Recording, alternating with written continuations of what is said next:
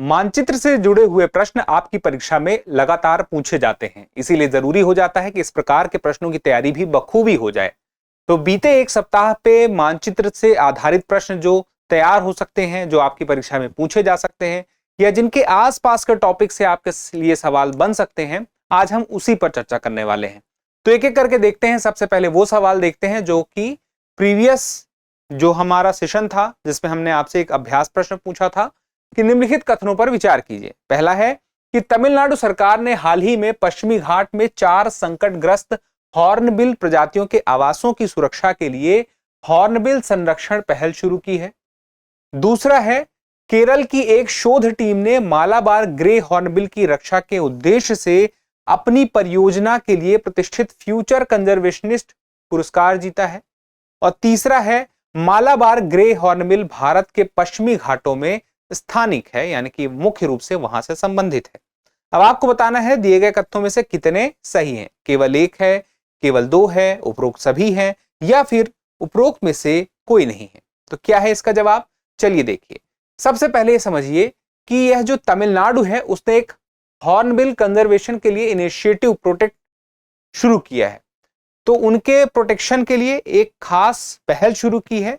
अब ये जो खास पहल है वो कहां रहेगी, मुख्य रूप से पश्चिमी घाट में, क्योंकि पश्चिमी घाट से ही इनका संबंध है।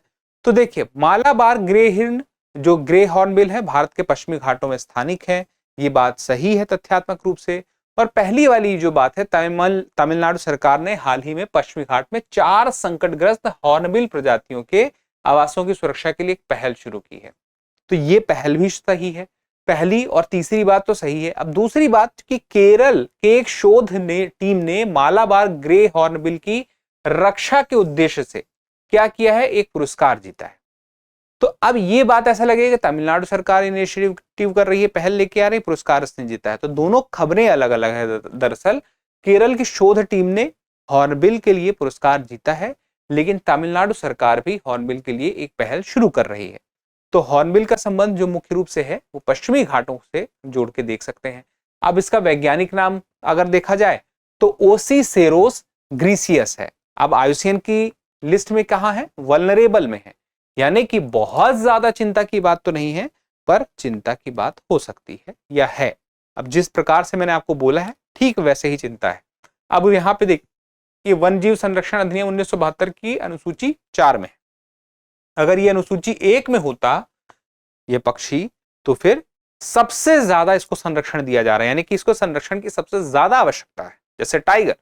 लेकिन ये वैसे नहीं है, ये अनुसूची 4 में है, 1 की जगह 4। ठीक है, चलिए। तो पश्चिमी घाट को आपको पता ही है, पश्चिमी घाट आपका ये पश्चिम की तरफ है, ये प्रायद्वीपीय वाले क्षेत्र में।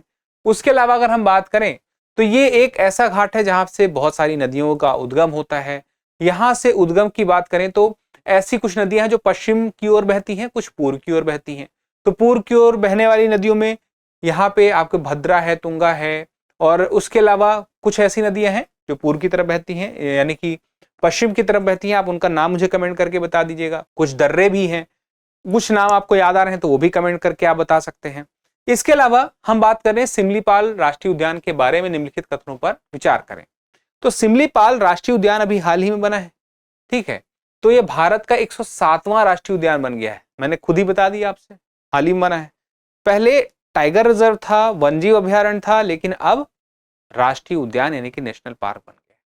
फिर यह जंगली मेलेनेस्टिक बाघों का दुनिया का एकमात्र घर है, यानी कि वो बाघ जिन्हें काला बाघ भी कह दिया जाता है, काले बाघ की भी संज्ञा दे दी जाती है, वो उसके लिए हम ये शब्द है मेलेनिस्टिक बाघ, है ना। तो ये जंगली काले जो मेलेनिस्टिक बाघों का दुनिया का एकमात्र घर है।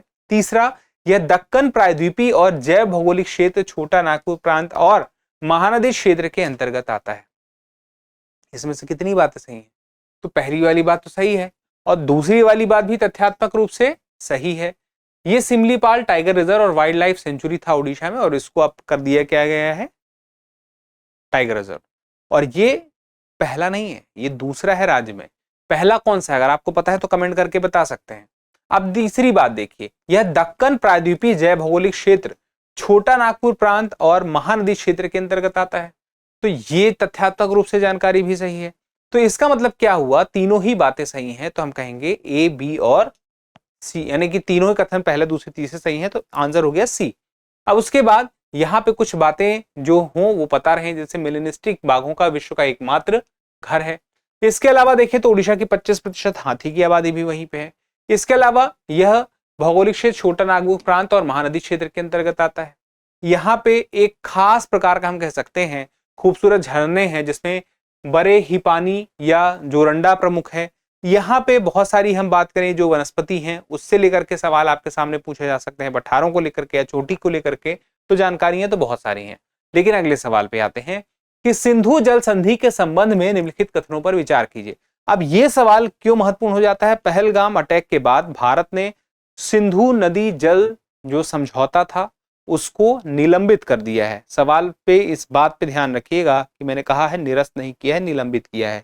भारत का कहना है कि अगर पाकिस्तान आतंक को लेकर के, आतंकवादियों को लेकर के उनका साथ जब तक देगा, हम ये समझौता नहीं मानेंगे। तो मामला क्या है देखिए, सिंधु जल संधि के संदर्भ में आप ये कथनों को देखिए। भारत और पाकिस्तान के बीच 9 साल की बातचीत के बाद 1960 में कराची में यह एक समझौता हुआ, यह संधि हुई, और यह किसके मध्यस्थता से हुई? विश्व बैंक की मध्यस्थता से हुई। ये मैं नहीं कहता, ये स्टेटमेंट कह रहा है। फिर उसके बाद यह सिंधु प्रणाली की, यह संधि सिंधु प्रणाली की पश्चिमी नदियों, अब पश्चिमी नदियों में कौन है? रावी, व्यास और सतलुज को भारत को अप्रतिबंधित उपयोग के लिए आवंटित करती है, जबकि पूर्वी नदियां सिंधु, झेलम और चिनाब पाकिस्तान के लिए आरक्षित हैं। ये मैं नहीं कहता, ये भी स्टेटमेंट देखिए कह रहे हैं।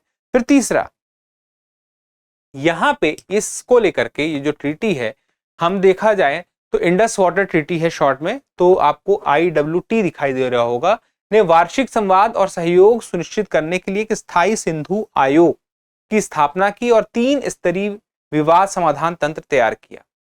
ये पूरी मध्यस्थता के बाद विश्व बैंक की, और ये सब बातें हैं। तो इसमें से कितनी बातें सही है? देखिए, पहली वाली बात जो है ये बिल्कुल सही है। ये एक जानकारी है कि विश्व बैंक ने समझौता कराया भारत पाकिस्तान के बीच में, और 1960 में ही यह संधि हुई थी। और 1960 में भी अगर आपको जानकारी रखनी है स्पेशली, तो ये याद रखिएगा कि 60 अपने आप में एक खास वर्ष है, राउंड फिगर वर्ष है, तो आपको भूलेगा नहीं। लेकिन फिर भी तारीख याद रखनी है तो हम तारीख याद रख सकते हैं 19 सितंबर।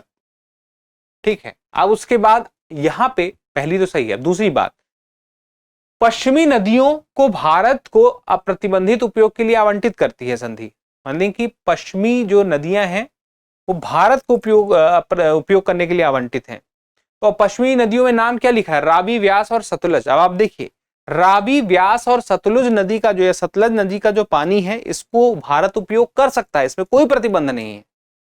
ये बात तो सही है, लेकिन ये पश्चिमी नदियां नहीं है ना, ये तीनों नदियां पूर्वी नदियां हैं, इसीलिए ये बात गड़बड़ हो जाती है। और इसका उल्टा फिर यहां कह देता है कि पूर्वी नदियां सिंधु, झेलम और चिनाब पाकिस्तान के लिए आरक्षित हैं। तो ये नदियां पाकिस्तान के लिए आरक्षित तो हैं, इनका 80% पानी पाकिस्तान के लिए आरक्षित तो है, लेकिन दिक्कत इस बात की है कि ये पूर्वी नदियां नहीं है, ये पश्चिमी नदियां हैं। यही मामला गड़बड़ा जाता है। तो ऐसे में दिक्कत जब ये हो गई है तो ये बात आपको समझना पड़ेगा कि ये स्टेटमेंट हो गया है गलत, और तीसरा वाला स्टेटमेंट सही है तथ्यात्मक रूप से। तो हम कह सकते हैं 2 ही स्टेटमेंट सही हैं, पहला सही है और तीसरा वाला सही है, दूसरा वाला गलत है। तो हम इसमें देखेंगे तो सी ऑप्शन मिलेगा, 1 और 3। ठीक है, चलिए पहलगाम के बारे में लिखने में कौन सा कथन सही नहीं है? पहला देखिए, लिद्दर घाटी में 2200 मीटर या 7200 फीट की ऊंचाई पर स्थित है। बी, पहलगाम का शाब्दिक अर्थ कश्मीरी में चरवाहों का गांव है। सी, यह पवित्र कैलाश मानसरोवर यात्रा के रास्ते में एक महत्वपूर्ण पारगमन शिविर भी है। और डी, ओवेरा अरु वन्यजीव अभयारण्य पहलगाम में एक संरक्षित क्षेत्र है। अब आपको बताना है यहाँ पे कौन सा कथन सही नहीं है, यानी कि इनमें से कौन सा कथन गलत है। जो गलत है वही आपके लिए सही जवाब है। तो पहली वाली बात, लिद्दर घाटी में 2200 मीटर की ऊंचाई पर स्थित है, तथ्यात्मक जानकारी है, ये बात सही है। लेकिन आगे बढ़ते हैं, चलिए, कि पहलगाम का शाब्दिक अर्थ होता है कश्मीरी में चरवाहों का गांव, क्या ये बात सही है? तथ्यात्मक जानकारी है, ये बात भी सही है। फिर उसके बाद, यह पवित्र कैलाश मानसरोवर यात्रा के रास्ते में एक महत्वपूर्ण पारगमन शिविर भी है। अब मामला देखिए यहीं पे, कैलाश मानसरोवर के लिए कश्मीर में पहलगाम जाने की जरूरत नहीं है, लेकिन एक खास यात्रा के लिए है। वो यात्रा क्या है? वो यात्रा समझिए, वो यात्रा है यहां पे अमरनाथ यात्रा। तो अमरनाथ यात्रा के लिए एक मार्ग है, पहलगाम से होकर कोई व्यक्ति पहुंच सकता है अमरनाथ के लिए, या फिर बालताल से जा सकता है अमरनाथ के लिए। तो एक रास्ता है, दो रास्ते हैं, इसमें से एक रास्ता है पहलगाम से। तो एक रास्ता तो है, महत्वपूर्ण है, धार्मिक रास्ता पहुंच के लिए, लेकिन वो मानसरोवर नहीं है, वो अमरनाथ यात्रा के लिए है। अमरनाथ यात्रा भी बहुत चर्चा में रहती है। तो यहां पे आप देखिए, तो ये सवाल का जवाब आपको मिल गया है, ठीक है, कि यहां पे ये स्टेटमेंट है गलत, कैलाश मानसरोवर यात्रा के लिए नहीं है। लेकिन देखिए, उवेरा अरु वन्यजीव अभयारण्य पहलगाम में एक संरक्षित क्षेत्र है। तो क्या ये बात सही है? उवेरा अरु वन्यजीव अभयारण्य पहलगाम में संरक्षित क्षेत्र है। तो उवेरा अरु वन्यजीव अभयारण्य है, ठीक है। अब ये आप देखेंगे तो उवेरा अरु वन्यजीव अभयारण्य यहाँ पे इस क्षेत्र में संरक्षित है, ठीक है। संरक्षित क्षेत्र कहाँ पे है? उवेरा अरु पहलगाम में है। पहलगाम की ही सारी बातें हो रही हैं। तो यहाँ पे जो स्टेटमेंट आपको गलत मिला है वो कौन सा मिला है? तीसरा वाला गलत मिला है। जो गलत है वही तो आंसर है, हमें यही ढूंढना था कौन सा सही नहीं है। तो आंसर आपका सी है। अब चलिए आगे बढ़ते हैं, अगले सवाल की तरफ आते हैं। सवाल देखिए, साओरा जनजाति के बारे में लिखित कथनों पर विचार कीजिए। यह तमिलनाडु की सबसे पुरानी जनजातियों में से एक है, जिसका उल्लेख रामायण और महाभारत दोनों में मिलता है। दूसरा, इसके दो उपसमूह हैं, सुधा साओरा जो मैदानी इलाकों में गीली खेती करते हैं, और लांजिया साओरा जो पहाड़ियों में स्थानांतरित खेती पर निर्भर है। ऊपर दिए गए कथनों में आपको बताना है कौन सा सही है या कौन सा सही है या है। अब चलिए देखिए क्या है इसका सही जवाब। देखिए, जो यह साओरा जनजाति है यह तमिलनाडु में नहीं मिलेगी। यह तमिलनाडु के बाहर आप निकलेंगे या उससे दूर आएंगे, थोड़े मध्य क्षेत्र में आएंगे तो मध्य प्रदेश में मिलेगी, झारखंड में मिलेगी, आंध्र प्रदेश में मिलेगी और असम क्षेत्र में मिल जाएगी, असम के कुछ हिस्सों में। तो ये तमिलनाडु से संबंधित नहीं है। और यह ओडिशा की सबसे पुरानी जनजातियों में से है। इनफैक्ट ये पीवीटीजी में है, कम विशेष रूप से कमजोर जनजाति समूह जो हैं उसमें आती है ये। तो ये पहली वाली जो बात है वो तो गलत हो गई। अब इसमें दो उपसमूहों की बात हो रही है, सुधा साओरा जो मैदानी इलाकों में गीली खेती करते हैं और लांजिया साओरा जो पहाड़ों में स्थानांतरित खेती पर निर्भर है। तो ये जानकारी भी सही है। जो ये गीली खेती है, स्थानांतरित खेती है, झूम खेती है, ये इनसे संबंधित है। लेकिन मैं जो अलग अलग करके इन्हें बताया है दो समूहों के बारे में, ये तथ्यात्मक जानकारी भी सही है। तो ऐसे में पहला वाला तो सीधे गलत हो गया था, उनका संबंध कहां से था। तो जवाब हमें मिल गया है कि यहाँ पे केवल एक ही यहाँ पे जवाब है। ये कौन देगा तो कौन सा सही है, तो पहला या दूसरा। तो इसका सही जवाब क्या होगा? बी होगा, केवल दो। तो ठीक है, ये बात स्पष्ट हो गई है। आगे आते हैं अगले सवाल पे। निम्नलिखित युग्मों पर विचार करें। डैम, नदी, किशनगंगा, झेलम, रतले, चिनाब, शाहपुर कंडी, रावी। आपको बताना है कितने युग्म इसमें सही सुमिलित है, 1, 2, 3 या कोई भी नहीं। चलिए देखिए, किशनगंगा झेलम में है कि नहीं है। देखिए, ये जो है किशनगंगा जो प्लांट है हम कह सकते हैं वो है यहाँ पे। ये जो किशनगंगा आप देख रहे हैं यहाँ पे हेड पॉन्ड है, रोका गया है पानी। और उसके बाद हम देखें तो ये झेलम नदी पर यह डैम बना है।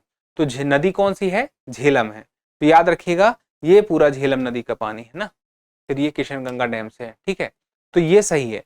फिर रतले, चिनाब, तो रतले जो है जो डैम है उससे संबंधित जो प्लांट है वो चिनाब में है कि नहीं है। तो ये देखिए रतले प्रोजेक्ट है ना, प्लांट, तो ये यहाँ पे ये चिनाब नदी है, ये रतले डैम यहाँ पर है। फिर उसके बाद आगे बढ़ते हैं और ये सब देखिए कहाँ पे है, ये सब की सब कश्मीर से संबंधित है, कश्मीर से बाहर जाने की जरूरत नहीं पड़ेगी। शाहपुर कंडी रावी नदी पर। अब शाहपुर कंडी रावी नदी पर है तो चलिए इसको भी देख लीजिए, ये रावी नदी है और ये शाहपुर, ये जम्मू कश्मीर के अंदर ही आता है और शाहपुर कंडी यहाँ पे डैम मिल जाएगा। तो तीनों ही मिल जाएंगे। तो सही जवाब आप क्या कहेंगे कि सभी तीन इसमें सही हैं। चलिए अगले सवाल पर आने से पहले एक महत्वपूर्ण जानकारी कि जो विद्यार्थी अपनी तैयारी को देना चाहते हैं धार, उनके लिए ये बहुत महत्वपूर्ण है क्योंकि ऑफलाइन क्लासेस लखनऊ में यूपीएससी के लिए 5 मई से शुरू हो रही है, उसके लिए एडमिशन शुरू है। प्रयागराज में 27 मई से शुरू हो रही है, उसके लिए भी एडमिशन शुरू है।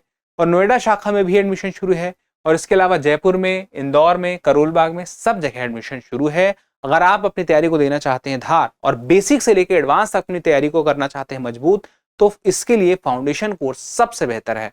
अगर आपको कोई जानकारी चाहिए, अगर आपको कोई डाउट है तो आप इस नंबर पर कॉल कर सकते हैं 8750187501। चलिए अब आगे सवाल देखिए, ग्रेट निकोबार द्वीप के बारे में निम्नलिखित कथनों पर विचार करें। पहला है, ये निकोबार द्वीप समूह का सबसे दक्षिणी और सबसे बड़ा द्वीप है। दूसरा है, यह बंगाल की खाड़ी के दक्षिण पूर्वी भाग में मुख्य रूप से उष्णकटिबंधीय वर्षावन का एक विरल आबाद क्षेत्र है। तीसरा है, भारत का सबसे दक्षिणी बिंदु इंदिरा पॉइंट इसी द्वीप पर स्थित है। अब आपको बताना है कितने कथन सही हैं, 1, 2 या 3 या कोई भी नहीं। चलिए देखिए, निकोबार द्वीप समूह का सबसे दक्षिणी और सबसे बड़ा द्वीप है, ठीक है। देखिए ग्रेट निकोबार द्वीप की बात हो रही है, तो ग्रेट निकोबार में आप देखें अंडमान और निकोबार, तो यहां पे देखेंगे जो ग्रेट निकोबार है, निकोबार द्वीप समूह का इस पूरे निकोबार में सबसे बड़ा यही है। तो ये है, वहां पे हम कह सकते हैं ये ग्रेट निकोबार है, और ये सबसे नीचे यहाँ पे है, ये सबसे बड़ा है निकोबार द्वीप समूह है। तो अब ये निकोबार है कहाँ पे, देखिए ये बे ऑफ बंगाल में है, ठीक है। तो आपको पता ही है कि दक्षिण पूर्व की तरफ है भारत के मुख्य भूमि से। अब उसके बाद अगर आप देखें तो पहला वाला तो चलो सही है, दूसरा यह बंगाल की खाड़ी के दक्षिण पूर्वी भाग में मुख्य रूप से उष्णकटिबंधीय वर्षावन का एक विरल आबाद क्षेत्र है। जैसे मैंने पहले ही बताया था कि यह पश्चिम बंगाल में बोल रहा हूं, बे ऑफ बंगाल में दक्षिण पूर्व में जाएंगे तो उसमें एक ये वर्षा वाला महत्वपूर्ण क्षेत्र हो जाता है, विरल आबाद क्षेत्र है, उष्णकटिबंधीय वर्षा वन वाला। फिर उसके बाद देखिए भारत का सबसे दक्षिणी बिंदु इंदिरा पॉइंट। अब आप यहां ध्यान से देखें तो ये आपको सबसे दक्षिणी बिंदु इंदिरा पॉइंट ये दिखाई देगा, ये इंदिरा पॉइंट यहाँ पे है, ये यहाँ पे है, ये ग्रेट निकोबार है, इसी में सबसे दक्षिण में, ये भारत का सबसे दक्षिणी बिंदु है। मुख्य भूमि का देखेंगे तो अलग है, लेकिन भारत का ओवरऑल देखेंगे तो यहाँ पे आ जाता है इंदिरा पॉइंट। उत्तर में कौन सा है, इंदिरा कॉल है। चलिए अब उसके बाद यही मुख्य बातें हैं। अब जैसे अंडमान और निकोबार की हम बात करें तो ये 10 डिग्री चैनल से अलग होते हैं। एक सवाल ये जानकारी महत्वपूर्ण हो जाती है। फिर कितने द्वीप इसमें अंडमान निकोबार द्वीप समूह में शामिल है, तो 836 द्वीप शामिल हैं। उष्णकटिबंधीय वर्षावन का 910 वर्ग किलोमीटर का विरल रूप से बसा हुआ क्षेत्र यहाँ पे दिखाई देगा निकोबार में, ग्रेट निकोबार द्वीप समूह में, ठीक है। चलिए अब ये सवाल है, आज का आखिरी सवाल है, इसके बाद एक अभ्यास प्रश्न है। कश्मीर घाटी के संबंध में निम्नलिखित कथनों पर विचार कीजिए। कश्मीर घाटी और पीर पंजाल रेंज और ग्रेट हिमालयन रेंज के बीच स्थित है। झेलम नदी कश्मीर घाटी से होकर बहने वाली प्राथमिक नदी है जो इसके उपजाऊ जलोढ़ मैदानों को आकार देती है। कश्मीर घाटी केसर का एक प्रमुख उत्पादक है। अब आपको बताना है कितने सही है, 1, 2, 3 या कोई नहीं। चलिए देखिए, यहाँ पे कश्मीर घाटी है ये आपकी। अब ये जो कश्मीर घाटी है इसको देखिए, एक तरफ ग्रेट हिमालयन रेंज है और एक तरफ पीर पंजाल रेंज है। अब एक यहाँ पे देखिए, कश्मीर घाटी पीर पंजाल रेंज और ग्रेट हिमालयन रेंज के बीच स्थित है, पहली बात सही हो गई। फिर झेलम नदी कश्मीर घाटी से होकर बहने वाली प्राथमिक नदी है जो इसे उपजाऊ जलोढ़ मैदानों को आकार देती है। तो ये आप देखें, यहाँ पे आपको ये जो नदी दिख रही है मुख्य रूप से ये झेलम नदी है, यहाँ की सबसे मुख्य नदी है। तो इसका मतलब ये जानकारी भी सही है। और तीसरा, कश्मीर घाटी केसर का एक प्रमुख उत्पादक क्षेत्र है। ये आप सबको पता है, आपने हमेशा सुना होगा कश्मीर के केसर के बारे में। ये तीनों जानकारियां यहाँ पे हमें मिलती हैं, इसका मतलब सभी 3 कथन सही हैं। अब आगे बढ़ते हैं, सी सही जवाब हो गया। और सवाल हमारा है, अभ्यास प्रश्न है, विझिंजम अंतरराष्ट्रीय बंदरगाह परियोजना के बारे में निम्नलिखित कथनों पर विचार कीजिए। भारत का पहला गहरे पानी का ट्रांसशिपमेंट बंदरगाह तमिलनाडु में स्थित है। फिर उसके बाद यह कोलंबो, सिंगापुर और दुबई जैसे वैश्विक ट्रांसशिपमेंट हब के साथ प्रतिस्पर्धा करने की स्थिति में है, जिससे विदेशी गंतव्यों से कंटेनर की आवाजाही की लागत कम हो जाती है। उपर्युक्त में से कौन सा ऐसे कथन सही है या हैं? ए केवल 1, बी केवल 2, सी 1 और 2 दोनों, डी ना तो 1 और ना ही 2। तो इस सवाल का जवाब देने का प्रयास कीजिएगा, क्योंकि जब आप जवाब देते हैं तो हमें और बेहतर करने की प्रेरणा मिलती है। फिलहाल के लिए इतना ही, जल्दी मिलते हैं अगले सेशन में। तब तक के लिए स्वस्थ रहें, मस्त रहें, पढ़ते रहें। धन्यवाद। डियर व्यूअर्स, अपने एग्जाम की तैयारी को और बेहतर करने के लिए हमारे चैनल को लाइक, शेयर और सब्सक्राइब करना न भूलें।